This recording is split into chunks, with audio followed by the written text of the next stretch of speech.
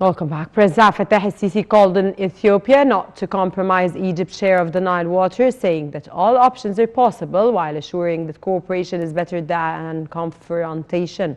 The president was speaking on the sidelines of the inauguration Wednesday of the new secured and smart documents complex on Cairo El Ain al-Sukhna road. President al-Sisi affirmed that Egypt respects other countries' rights to achieve development, but never permits or gives the permission to any aggression on its water rights. The president also pointed out that the state is planning to establish new water plants to serve remote areas as per the highest international standards. During the ceremony to inaugurate the new secured and smart documents complex, President al-Sisi praised the efforts to establish the huge complex, which goes along within the state's plan to digitalize government services. The president stressed the significance of preserving data and information, a matter that helps in pushing forward the country's development process.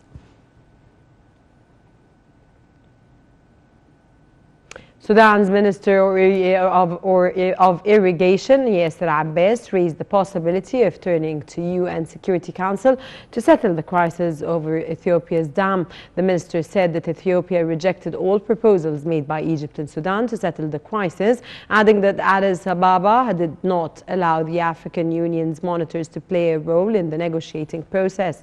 The minister warned that his country stood ready to harden its stance in the dispute and lobby afresh at the highest international levels. This came after 2 days of talks under the auspices of the Congolese president, the current AU president, which failed to achieve any progress amid Ethiopia's stances. The latest round of talks concluded Tuesday in Kinshasa with no resolution to long-running disputes over how the dam will be operated.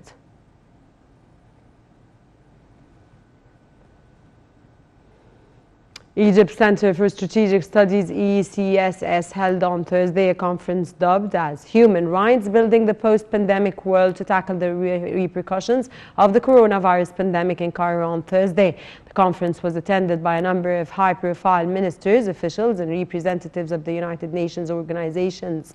Addressing the conference, General Manager of the ECSS, Dr. Khaled Okesha, said that the pandemic represents a danger on humanity and promoted the reconsideration of all aspects of human lives.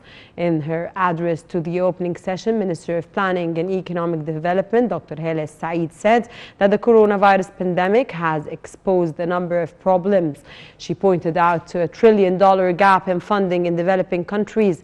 Minister of International Cooperation, Dr. Rania Al-Mashad, said the pandemic was a strong stimulus for collaborative action among countries for facing its repercussions.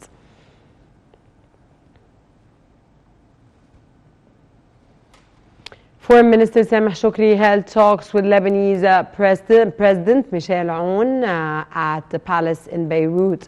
Shoukry delivered a message from President Fattah al-Sisi to his Lebanese counterpart. The message asserted Egypt's support to the Lebanese people and government to reach a settlement for the current political crisis and form a government that is capable of achieving the aspiration of the Lebanese people.